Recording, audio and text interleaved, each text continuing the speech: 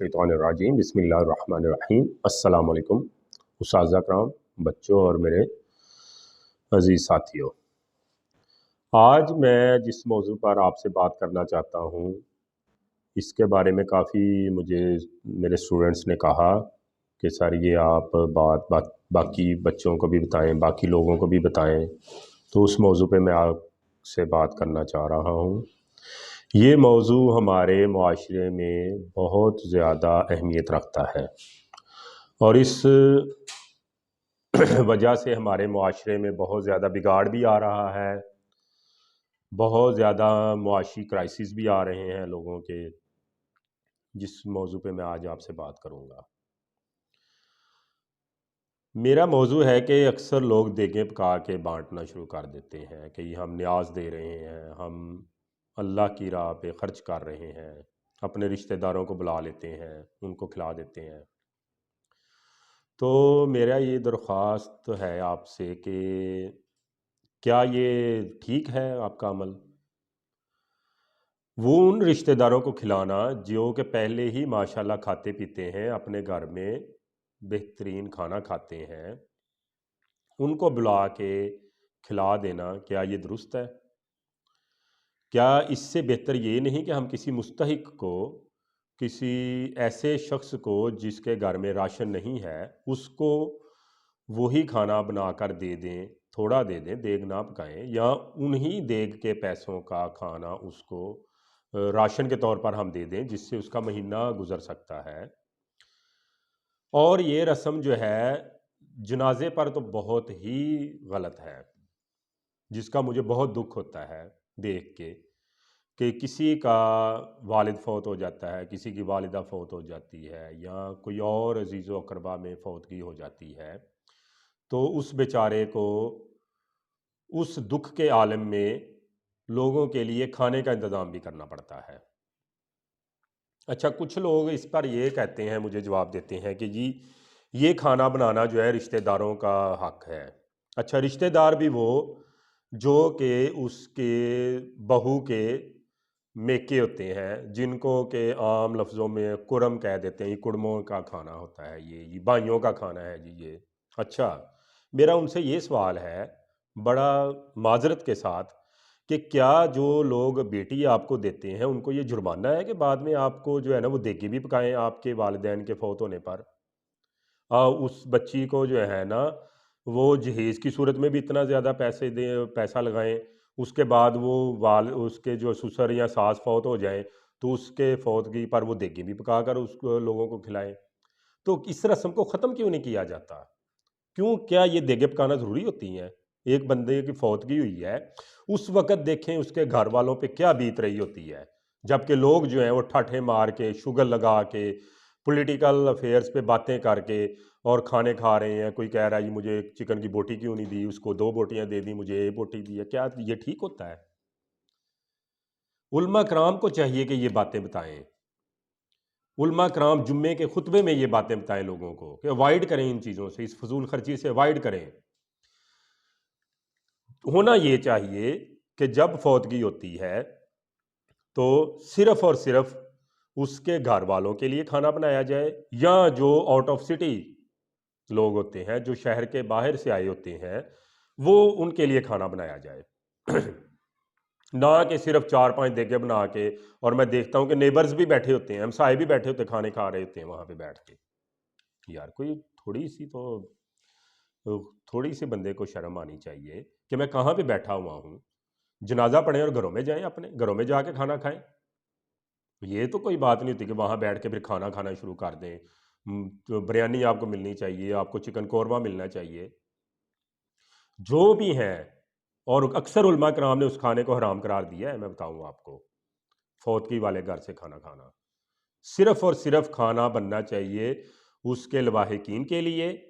उसके वुरसा के लिए, और यहाँ जो शहर से बाहर आए होते हैं, बाहर से आए होते हैं, उनके लिए खाना बनना चाहिए, बस। ये देगें पका के सारे बैठे हुए हैं रिश्तेदार, जो करीब के भी हैं और हमसाये भी हैं, वो भी खाना खा रहे हैं और शुगर मेला लगा रहे हैं। फौतगी वाला वहाँ पे पता ही नहीं चलता कि यहाँ पे फौतगी हुई है कि नहीं। मैं आपको बड़े वसूख से कहता हूँ کہ کوئی بھی باہر کا شخص ان نون بندہ وہاں پر جا کر دیکھے اور بتا دے کہ یہاں پہ فوتگی ہوئی ہے، کہ یہاں شادی ہے، یہاں پہ کوئی میلہ لگا ہوا ہے، یہ وہ اس وقت منظر پیش ہوتا ہے وہاں پہ، جس کو دیکھ کے مجھے انتہائی دکھ ہوتا ہے۔ آپ جو ہے بس ان کے لیے بنائیں اور وہ کھا کے اپنے گھروں میں جائے، باقی خود آپ احساس پیدا کریں گے اپنے اندر، خود ابھی سے بنا لیں سارے۔ میرا سب سے درخواست ہے، جتنے بھی لوگ میری بات سن رہے ہیں وہ سب جو ہیں دوسروں کو بھی یہ بات بتائیں کہ جب بھی کسی کے گھر میں فوتگی ہو خدا نخواستہ تو کھانا نہیں کھانا، وہاں سے انکار کریں اور جا کے گھر میں کھائیں کھانا، جنازہ پڑھیں، اس کو صبر دیں، حوصلہ دیں اور اللہ حافظ کہہ کے گھروں میں جائیں اپنے، وہاں بیٹھ کے کھانا نہیں کھانا، آپ پکا ارادہ کر لیں آج سے۔ علماء کرام نے حرام کیا، پھر آپ حرام چیز کھا رہے ہیں وہاں پہ بیٹھ کے۔ دوسرا، جو چیلم کروا دیتے ہیں جی کل خانی پہ اگلے دن ہی جی، اس کو جی دیگیں پکا کے پھر کھانا کھلاؤ جی، ٹھیک ہے آپ نے جانا ہے دعا کرنے کے لیے، دعا کریں اور آ جائیں واپس، کیا کھانا کھانا ضروری ہے پھر بھی؟ اکثر لوگ مجھے کہتے ہیں نہیں جی وہ پتہ نہیں کتنے لوگ آمین کہیں گے تو پتہ نہیں کس کی آمین جو ہے اللہ تعالیٰ کو پسند آئے اور دعا قبول ہو جائے، کیا دعا وہاں پہ بیٹھ کے قبول ہوتی ہے کہ کھانا دیا جائے؟ چلو چیلم کروانا ہے کروائیں چیلم، کھانے کا رواج ختم کریں، کیوں اس بیچارے پہ بوجھ ڈال دیتے ہیں آپ؟ آج کل 15-16 ہزار کی دیگ بنتی ہے، 4-5 دیگیں بنائیں، لاکھ روپے اس کا لگ جاتا ہے کیٹرنگ وغیرہ کا ڈال کے۔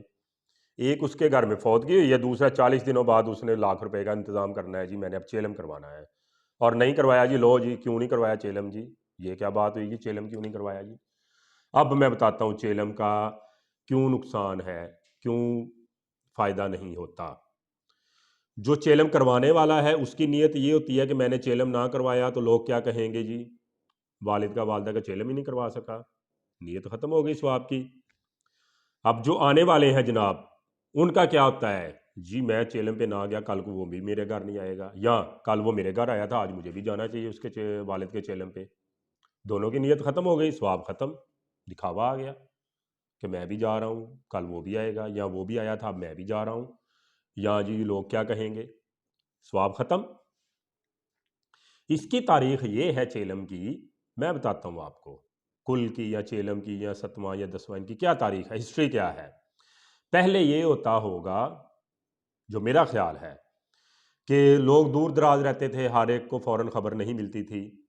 تو لوگوں نے کیا کرنا کہ جب دوسرے نے کسی نے جا کے بتانا کہ یار فلاں کا والد فوت ہو گیا یا والدہ فوت ہو گئی ہے، تیسرے دن تو اس نے آنا تو آگے دیکھنا تو وہ اگلے اپنے کام میں مصروف ہوتا تھا یا اور کہیں کام سے نکل گیا ہوگا آنا، اس طرح پھر علماء کرام نے ظاہرہ طے کیا ہوگا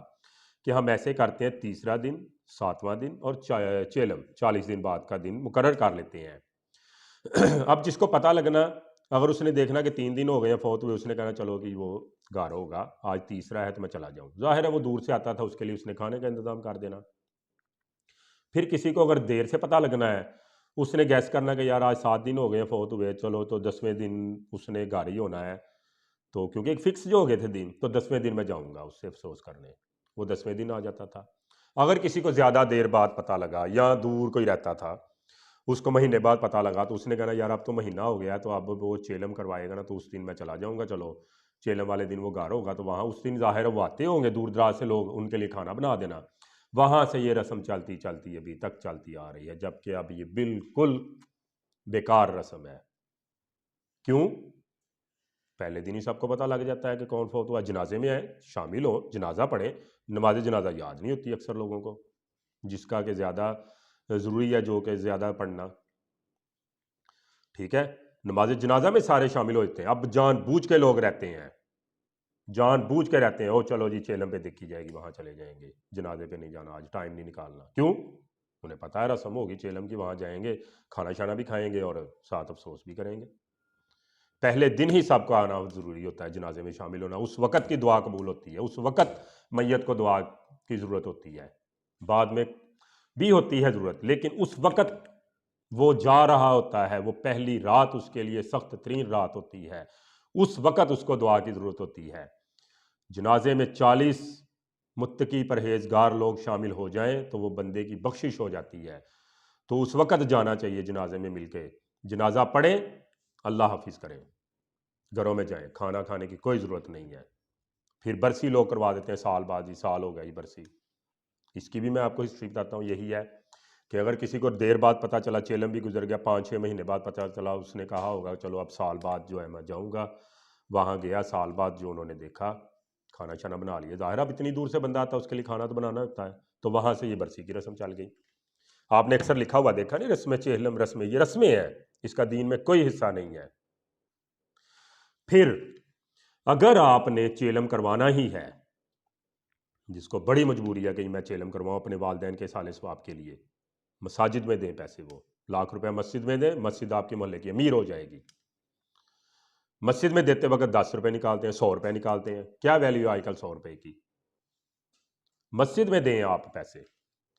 مسجد میں 2 پنکھے لگوائیں اپنے والد کے سال ثواب کے لیے، اپنے والدہ کے سال ثواب کے لیے، جب تک پنکھے چلتے رہیں گے نمازیوں کو ہوا دیں گے آپ کو ثواب ملتا رہے گا، جبکہ کھانے کا کوئی ثواب نہیں ملنا۔ کھانے میں لوگ نقص نکالتے ہیں، یہ بوٹی نہیں ملی مجھے، نمک کم ہے، نمک زیادہ ڈال دیا، گوشت کم ڈالا ہے۔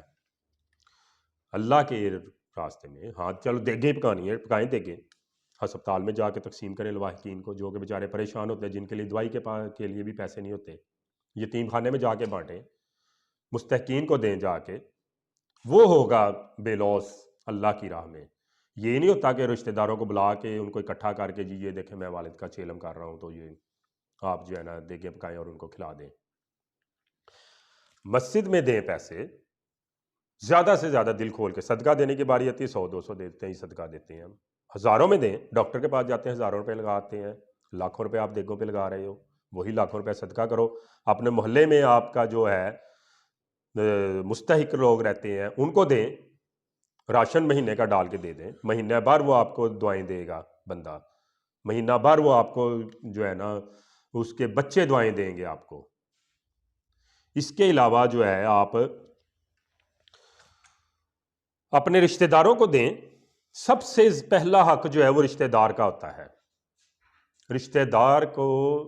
جو ہے زیادہ اس سے صلہ رحمی کریں، کبھی یہ مت سوچیں کہ یہ میرے ساتھ ایسے ہے، یہ میرے ساتھ ایسے ہے، میں کیوں اس کو دوں دعائی کے لیے پیسے، میں اس کو کیوں پیسے دوں اس کے فلاں کے لیے۔ محلے میں کوئی بیمار ہوتا ہے، بیچارہ مر جاتا ہے، دوائی کے لیے اس کے پاس پیسے نہیں ہوتے، اچھا جب وہ فوت ہوتا ہے تو سارے مل کے چلو جی چیلم کرو جی،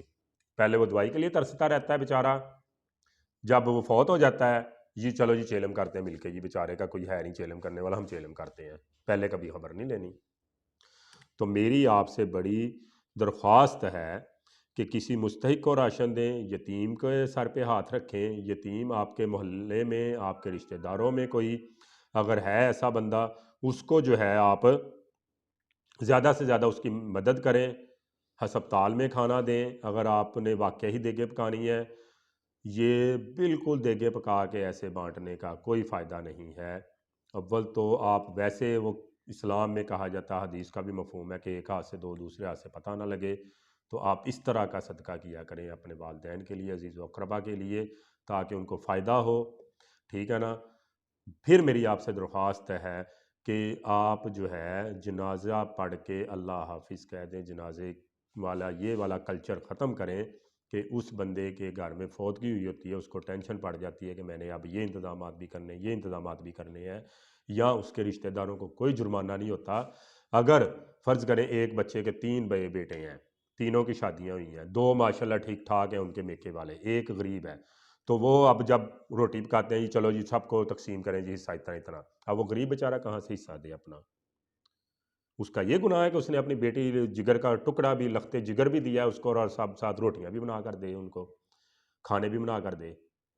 تو خدا کا خوف کریں، خدا کا خوف کریں، اپنے والدین کے لیے دعا کیا کریں، نماز پڑھا کریں، اس میں دعا ہوتی ہے والدین کے لیے رب ارحمہما کما ربیانی صغیرہ، یہ دعا کیا کریں۔ سب سے بہترین جو صدقہ ہے اولاد ہوتی ہے والدین کے لیے، جو وہ نیک اعمال کریں گے ان کا ان کو ثواب ملے گا۔ ٹھیک ہے، بہت شکریہ، اگر میری بات کوئی بری لگی ہو تو معذرت، اللہ حافظ، تھینک یو۔